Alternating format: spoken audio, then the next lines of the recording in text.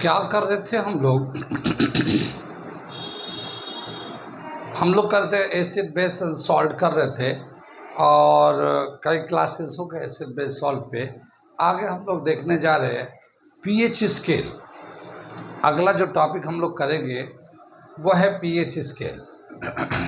PH scale जानते हैं क्या होता है? क्या है कि बहुत सारे एसिड होते हैं, बहुत सारे बेस होते हैं, और ये जो हमारा एसिड है, सपोज एक हमारा एसिड है HCl है, एसिड है, सल्फ्यूरिक एसिड है H2SO4, फिर ये HNO3 नाइट्रिक एसिड है, ये सभी एसिड है। और यहाँ पे हम लोग देखते हैं बहुत सारे बेस भी होते हैं, अल्कलाइन मटेरियल भी होते हैं, जैसे सोडियम हाइड्रोक्साइड, पोटेशियम हाइड्रोक्साइड, ठीक है, कैल्शियम हाइड्रोक्साइड। ऐसे हमारे बहुत सारे कंपाउंड्स हैं जिसमें OH ग्रुप होता है। OH ग्रुप जो है बेस अल्कलाइन मटेरियल को बताता है। जो कंपाउंड या जो सब्सटेंस OH देता है हमें रिएक्शन में, वो हमारा बेस कहलाता है। और जो रिएक्शन में हाइड्रोजन देता है या रिएक्शन के बाद हाइड्रोजन बाई प्रोडक्ट होता है, वो हमारा एसिड होता है। ये सभी एसिड है, ये सभी बेस है। कितनी बात सुन में? अब ये बताया क्या कि ये तो एसिड है, ये भी एसिड है, ये भी एसिड है, ये भी एसिड है, लेकिन ये तीनों एसिड में सबसे ज़्यादा स्ट्रॉन्ग एसिड कौन है? कैसे बताएंगे? यह बेस है, सोडियम हाइड्रोक्साइड बेस है, पोटेशियम हाइड्रोक्साइड बेस है, कैल्शियम, ये सभी बेस है, अल्कलाइन है। लेकिन हम कैसे बताएं कि इनमें सबसे स्ट्रॉन्ग बेस कौन सा है? अगर कंपेयर करना हो तो कैसे हम बताएंगे कि स्ट्रॉन्ग बेस कौन है, वीक बेस कौन है? तो क्या बता रहे थे कि अगर हम इनको कंपेयर करना, कौन ज़्यादा एसिडिक है, कौन ज़्यादा बेसिक है, उसको कैसे करेंगे? तो यहाँ पे एक स्केल आता है, उसको हम लोग कहते हैं pH scale. PH scale, pH scale के हेल्प से हम इन सब एसिड का पीएच निकालते हैं, या पीएच दिया होता है। उस पीएच के रेफरेंस से हम लोग बता सकते हैं कि कौन ज़्यादा एसिडिक है, कौन कम एसिडिक है, या कौन ज़्यादा बेसिक है, कौन बेसिक कम बेसिक है। तो ये जो पीएच स्केल है, ये कंपेयर करने के लिए तरीका दिया हुआ है हाइड्रोजन या सोडियम हाइड्रोक्साइड के टर्म में। अब क्या दे रखा पीएच स्केल में? सबसे पहले इन्होंने बताते हैं कि सोरेनसेन नाम है, सोरेनसेन, ये 1909 में पीएच स्केल दिया था इन्होंने, पीएच स्केल, जिससे हम लोग कंपेयर करके पीएच के हेल्प से कंपेयर कर सकते हैं एसिड को, बेस को। एसिड वो होता है जिससे हाइड्रोजन, हम लोग पहले ही बताया, एसिड वो होता है जिससे हाइड्रोजन रिलीज होता है, या रिएक्शन जब होता है तो हाइड्रोजन बाई प्रोडक्ट में होता है। बेस वो होता है जो OH को प्रोडक्ट को देता है। कितनी बात समझ में? तो क्या बताया पीएच स्केल के हिसाब से? इन्होंने एक स्केल दिया है, और ये है हमारा एक स्केल।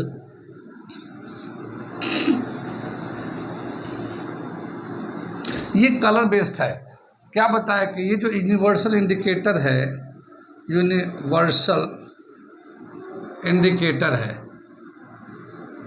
ठीक है, यूनिवर्सल इंडिकेटर है, इसमें क्या है कि कितना हाइड्रोजन का कंसंट्रेशन है, उस हाइड्रोजन के कंसंट्रेशन के हिसाब से ये जो पीएच इंडिकेटर, इसका कलर चेंज होता है। बात समझ में आ रही है? क्या समझ में आए? वो जो यूनिवर्सल इंडिकेटर है, उसका अगर सॉल्यूशन में डालेंगे तो एक न्यूट्रल कलर है, लेकिन अगर हम किसी सॉल्यूशन में डालते हैं तो उसका कितना एसिडिक है या कितना बेसिक है, उसी के हिसाब से उसमें कलर आएगा। यानी कि उस पीएच इंडिकेटर का कलर चेंज होते रहता है, अलग अलग पीएच पे, अलग अलग पीएच होता है तो उसका कलर अलग अलग होता है। एक ही इंडिकेटर का अगर पीएच कुछ है तो उसका कलर अलग कलर आएगा, दूसरा अगर पीएच होगा तो उसका कलर अलग आएगा। ऐसे जैसे जैसे पीएच का कलर है चेंज, पीएच का कंसंट्रेशन चेंज होगा, वैसे वैसे उस यूनिवर्सल इंडिकेटर का कलर चेंज होते रहता है। इसका कलर का एक डायग्राम बनाया है, वो हम बताते हैं कैसे इसका चेंज किया है, ठीक है। ये दे रखा है, ये क्या दे रखा है, ये, इसको अभी समझा रहे हैं।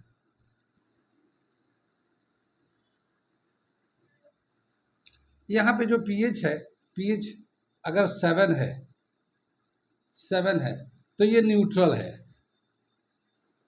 ठीक है, न्यूट्रल होगा। न्यूट्रल होगा तो इस इंडिकेटर का कोई कलर चेंज नहीं होता है, जिस कलर का है डार्क कलर का है तो वो डार्क कलर का ही रहेगा, ठीक है। तो ये पीएच न्यूट्रल होता है, न्यूट्रल पे कोई उसका इंडिकेटर का कलर चेंज नहीं होता है। लेकिन जैसे जैसे पीएच कम होता जाए, हाइड्रोजन आयन का कंसंट्रेशन बढ़ता जाए, इधर जब जाएंगे तो हाइड्रोजन आयन का कंसंट्रेशन बढ़ता जाता है, ठीक है, हाइड्रोजन आयन कंसंट्रेशन इंक्रीजेस, जैसे जैसे ऐसे बढ़ेंगे तो। और इधर जब जाएंगे तो OH आयन का कंसंट्रेशन इंक्रीज करता है, ठीक है ना, ये OH आयन कंसंट्रेशन इंक्रीज करता है, इधर हाइड्रोजन आयन कंसंट्रेशन इंक्रीज करता है, ठीक है। अब जैसे यहाँ पे जो है सबसे, यहाँ जो पीएच है वो 0 है, फिर यहाँ 1 2 3 4 5 6 ये 7 ऐसे आ गया। यहाँ पे अलग अलग कलर है, जैसे जैसे पीएच बढ़ता जाएगा, यानी पीएच क्या है, पीएच जो दे रखा है negative log of hydronium ion concentration और हाइड्रोजन आयन कंसंट्रेशन, ठीक है। ये हम लोग देखते हैं इसको, negative log of hydronium ion concentration, इन दोनों में से किसी का लिख सकता है, हाइड्रोजन आयन कंसंट्रेशन में लेते हैं, हाइड्रोनियम आयन कंसंट्रेशन में लेते हैं नेगेटिव लॉग ऑफ। लेकिन ये अभी आपका कोर्स के हिसाब से नहीं है, इसका पीएच निकालने के बाद जो वैल्यू आता है वो यहाँ दिया हुआ है। क्या बताया कि जिसका 7 है वो तो न्यूट्रल है, जिसका 6 पीएच होगा वो एसिडिक होगा, जिसका 5 होगा वो उससे भी ज़्यादा एसिडिक होगा, 4 होगा वो उससे भी ज़्यादा एसिडिक करेक्टर होगा, 3 होगा उसका और एसिडिक करेक्टर बढ़ जाएगा। तो acidic character, acidic nature increases, किधर से किधर से, 7 से जब डाउनवर्ड जाते हैं, सबसे ज़्यादा एसिडिक कौन होगा, जिसका पीएच 0 होगा, ठीक है ना, जिसका पीएच 0 होगा वो स्ट्रॉन्गेस्ट एसिड है, स्ट्रॉन्गेस्ट एसिड, कितनी बात सुनिए। और अगर यूनिवर्सल इंडिकेटर में देखेंगे तो इसका कलर जो है ना रेड कलर का आता है, ये जैसे ये रेड होता है, बिल्कुल रेड होता है, उससे कम हल्का रेड, उससे कम हल्का रेड, उससे कम आएंगे 4 5 पे आएंगे तो हल्का येलोइश कलर का होने लगता है, फिर 6 पे आएंगे तो येलो कलर का होता है, फिर ये डार्क कलर का होने लगता है, फिर ये इधर ग्रीनिश टाइप का होने लगता है इधर। तो ये जो कलर है, इंडिकेटर का जो कलर है वो पीएच स्केल पे डिपेंड करता है, पीएच कितना है उसी के हिसाब से यूनिवर्सल इंडिकेटर का कलर होता है। लेकिन बस इतना समझना है इसमें कि जिसका पीएच 7 से कम होता जाएगा उसका एसिडिक नेचर बढ़ता जाएगा। अगर मान लो हमारे पास 3 एसिड है, एसिड ए है, एसिड मान लेते 3 है, A B C, इसका पीएच दे रखा, पीएच दे रखा है इसका, इसका दे रखा 4, इसका दे रखा 2, ठीक है, इसका दे रखा 6। अब इसमें सबसे ज्यादा स्ट्रॉन्ग एसिड कौन हो जाएगा, सबसे ज्यादा स्ट्रॉन्ग एसिड कौन होगा, जिसका पीएच कम होगा, 7 से कम होगा, तो ये 4 है, 2 है, 6, तो ये सबसे ज्यादा स्ट्रॉन्गेस्ट एसिड हो जाएगा, जिसका पीएच कम है, यहाँ पे 2 है ना, तो यहाँ पे है ये।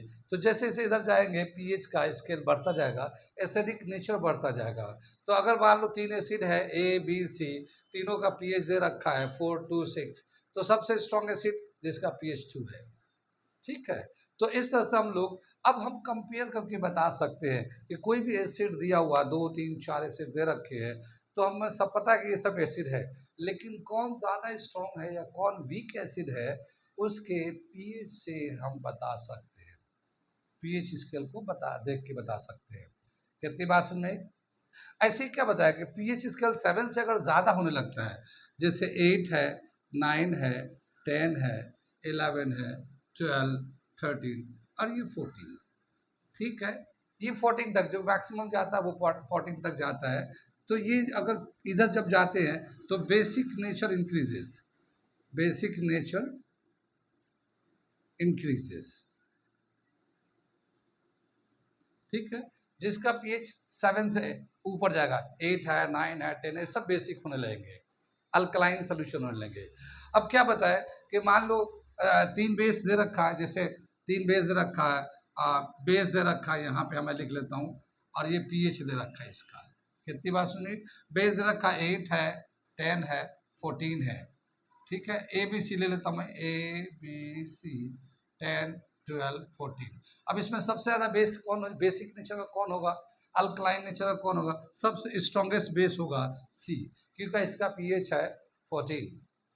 कितनी बात सुनिए, यानी 2 या 3 सोल्यूशन जिसका भी है उस सोल्यूशन का एसिडिक या बेसिक नेचर अगर बताना चाहते हैं, कौन ज़्यादा एसिडिक है कौन ज़्यादा बेस है, तो उसका पीएच स्केल से बताना बहुत आसान है।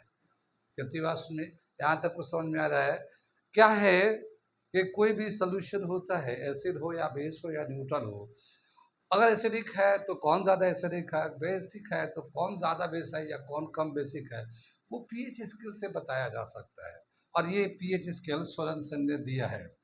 यहाँ तक समझ में आया। अगर मान लो 3 सोल्यूशन लेते हैं, ये पहले इन्होंने एक पुराने बुक में डेफिनेशन दे रखा था हमारा एनसीईआरटी में, कि पीएच को डिफाइन कैसे करते हैं, सोरेनसन ने दिया था, negative log of hydrogen ion concentration, या फिर negative log of hydronium ion concentration, H3O+ hydronium ion concentration. ठीक है, और स्केल के हिसाब से ये इसका डायग्राम बनाया गया है। कितनी बात सुन रही है, और ये इस तरह से दिखाया है कि किधर जाएंगे या कितना पीएच होगा तो एसिडिक होगा, बेस होगा। अब जैसे हमारे बुक में दे रखा है, एनसीईआरटी के बुक में, यहाँ पे ये बिठा दो, इतना समझ में आ गया अभी।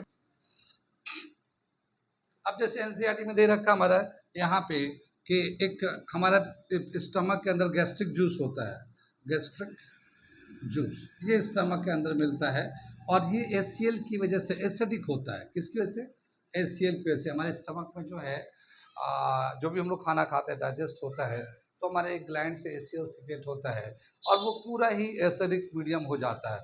और जब वो एसिडिक हो जाता है तब जाके जो दूसरे इंजाइम्स है जो कार्बोहाइड्रेट प्रोटीन फैट को डाइजेस्ट करते हैं, वो एसिडिक मीडियम में डाइजेस्ट करते हैं। तो हमारा गैस्ट्रिक जूस का जो गैस्ट्रिक जूस का पीएच है वो दे रखा 1.2, गैस्ट्रिक जूस का पीएच है। कितनी बात सुने।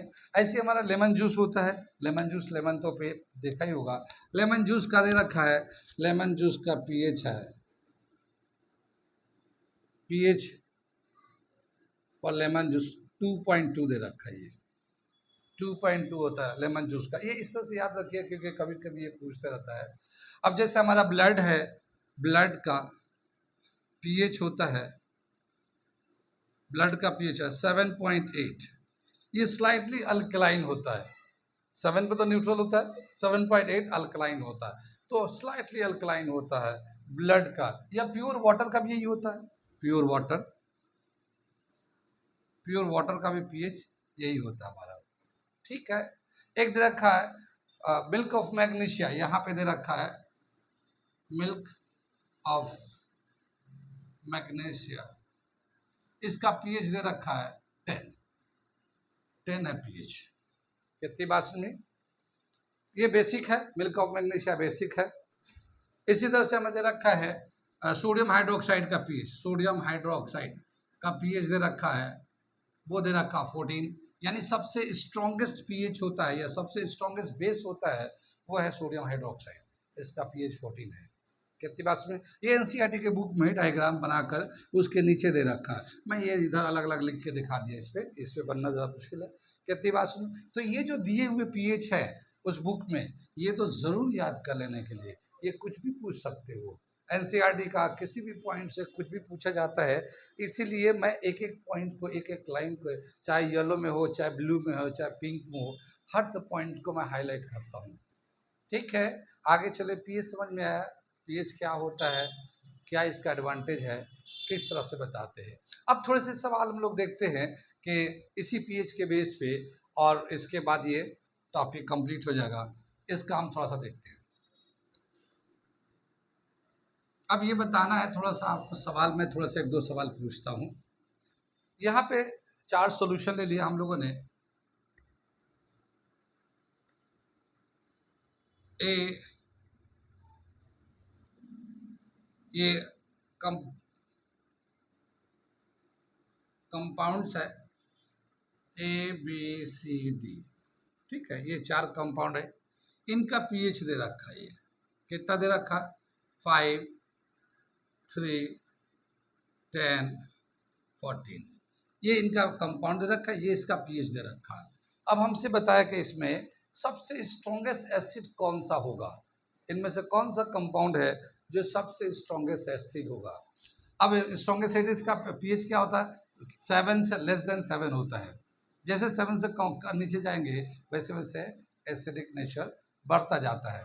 अब इसमें से कौन सा सबसे स्ट्रॉन्गेस्ट होगा, कौन सा, बी, बिल्कुल सही, बी है ये, ठीक है, क्योंकि बी का जो पीएच है ये 3 है और 5 यहाँ पे है, तो जैसे जैसे हम उधर बढ़ेंगे एसिडिक नेचर बढ़ता जाएगा। तो सबसे स्ट्रॉन्ग जो एसिड है यहाँ पे इसमें ए बी सी डी में ये 3 है। सबसे वीक एसिड, वीकेस्ट एसिड, देखिए मैं थोड़ा सवाल बता दिया, which of the following, which of the following is weakest acid, ठीक है। अब वीकेस्ट एसिड लेंगे तो देखो यहाँ पे जो हम लोगों ने ऐसे शेड किया था तो ऐसे शेड को कम करते जा रहे हैं, तो ये अगर शेड कर रहे हैं यहाँ तक तो एसिड को दिखा रहे हैं, ये पूरा ही शेड है, पूरा एसिड है ये, फिर ये एसिडिक कम होते होते होते एसिडिक कम होते होते होते होते 7 पे न्यूट्रल पे आया और इधर कम होते होते बिल्कुल इधर एसिड है ही नहीं, ये सब बेस ही बेस है, स्ट्रॉन्ग बेस हो गया। तो जो वीकेस्ट एसिड होगा वो स्ट्रॉन्ग बेस कहलाएगा।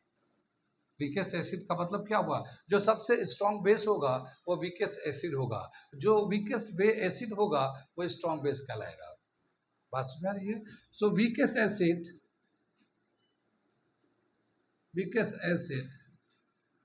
Is equal to strong base, strong base, कितनी बात सुने, ये weakest acid is equal to strong base.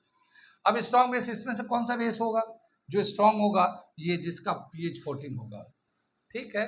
तो वीकेस्ट एसिड कौन सा पूछा हमें, ये जो स्ट्रॉन्ग बेस है, तो ये डी आ जाएगा इसके हिसाब से। कुछ बात सुनिए, अगर मान लो एक वीकेस्ट बेस बोलता है, इसमें से वीकेस्ट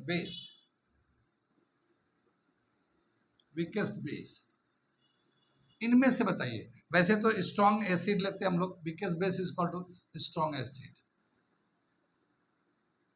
स्ट्रॉन्ग एसिड। वैसे स्ट्रॉन्ग एसिड तो 1 आएगा 0 आएगा इस टेबल के हिसाब से, लेकिन इसमें जो चार्ट दे रखा है इसके हिसाब से जो स्ट्रॉन्ग बेस आएगा वो बी आ जाएगा, 3 पीएच जिसका है, तो यहाँ पे इसका बी आंसर आएगा वीकेस्ट बेस में बोलेंगे तो, ठीक है। वीकेस्ट बेस, स्ट्रॉन्ग बेस, और खाली यहाँ पे एसिड और बेस कंपेयर करना होगा तो ये 6 है, 1 तक 0 तक जाएंगे, और बेस को कंपेयर करना होगा तो ये 7 ऑनवर्ड लेंगे 14 तक। इतनी बात सुनिए। एक चीज बताया था इससे पिछले वाले में हम लोगों ने बताया कि जब भी कभी एसिड को बेस से रिएक्ट कराते हैं, ठीक है, एसिड को बेस से रिएक्ट कराते हैं तो स्ट्रॉन्ग एसिड को स्ट्रॉन्ग बेस से रिएक्ट कराते हैं, स्ट्रॉन्ग बेस से, ठीक है। हम लोगों ने मेटल और मेटल में इसका किया है, हम लोगों ने मेटल और मेटल में स्ट्रॉन्ग बेस, तो ये सॉल्ट हो जाता है, न्यूट्रल सॉल्ट बनता है।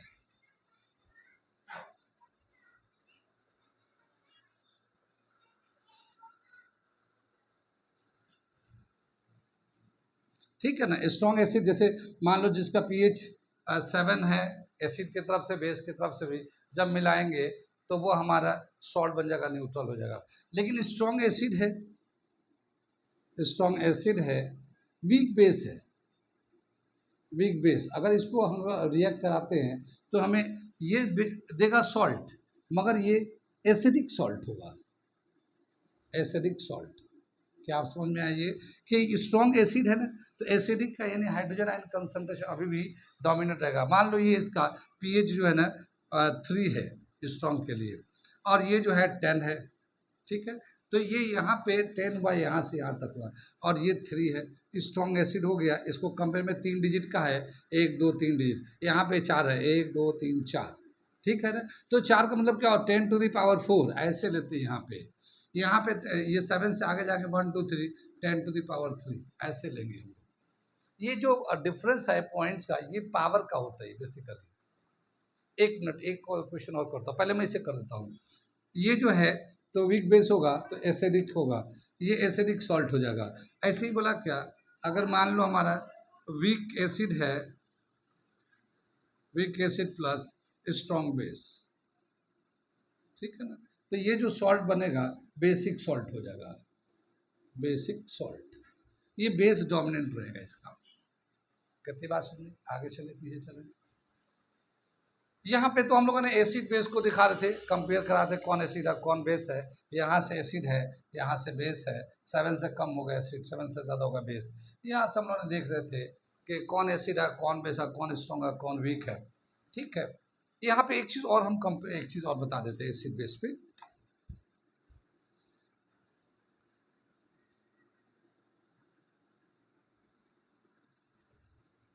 ये समझ में आ रही है बात, मैं मिटा रहा हूँ इसको। यहाँ से कुछ भी पूछ सकता है, बाकी तो टेबल में जो दे रखा हमने वो बता ही दिया है, जो इसमें दे रखा बुक में। बाकी मैं ये अलग से थोड़ा सा बता दे रहा हूँ आपको, ताकि अगर कोई और चीज़ पूछे तो आपको पता रहे। जैसे क्या बताया कि मान लो ये ए है ये बी है, इसका पीएच जो है 5 है, इसका पीएच जो है ना 2 है। ये कंपाउंड है और ये पीएच है इसका। ठीक है, इनमें से कौन सा ज्यादा स्ट्रॉन्ग एसिड है? जाहिर है बी वाला स्ट्रॉन्ग एसिड होगा। कितनी बात सुनिए, लेकिन अब ये बता, स्ट्रॉन्ग तो है एसिड, अब इसको कितना स्ट्रॉन्ग है? 5 में से 2 माइनस करेंगे या 2 में से 5 माइनस करेंगे या कैसे दिखाएंगे? तो ऐसे आ रहा है, लेकिन ये 1000 टाइम्स ये जो pH है 2 और ये pH 5 है, इसका मतलब B जो है ना स्ट्रॉन्गर एसिड है, और इसको जो स्ट्रेंथ है A के कंपेयर में 1000 टाइम्स ज्यादा है। जितने का डिफरेंस होगा उतने ही का पावर में हम लोग दिखाते हैं, उतने ही टाइम्स वो स्ट्रॉन्गर या वीकर है, जो भी दिखाना है हमें। अब जैसे मान लो एक का pH जो है 10 है, एक का pH जो है 14 है। ठीक है ना, 10 टू द पावर 10 है, 10 टू द 14 है, तो ये स्ट्रॉन्गेस्ट होगा। इसके कंपेयर मान लो ये ए है ये बी है, ये स्ट्रॉन्गेस्ट बेस होगा। मगर ये कितना स्ट्रॉन्ग होगा? इनके और इनके पावर में 4 का डिफरेंस है, या इसके साथ ऐसा 10 ले ले ये 14 ले ले, तो 4 का डिफरेंस है। यानी ये जो है 10,000 टाइम स्ट्रॉन्गर है ये B is 10,000 time, 10,000 times stronger than ये दे रखा है। इसका मतलब ये होगा। ये सब आपके कोर्स में वैसे है नहीं, मगर मैं थोड़ा सा ये बता दे रहा हूँ। कितनी बात सुनिए, कर लेंगे यहाँ तक, पर आपको ये स्केल याद रखना है, इस पे जो पॉइंट्स दिए रखे हैं वो याद रखना है। इसको कंपैरेटिव में पूछा जाता है, अक्सर पूछते रहते हैं, इसलिए इसको ज़रूर ध्यान करें और केयर करें। बाकी तो इसके बाद का मैं कराता हूँ इसके बाद नेक्स्ट क्लास में। ओके।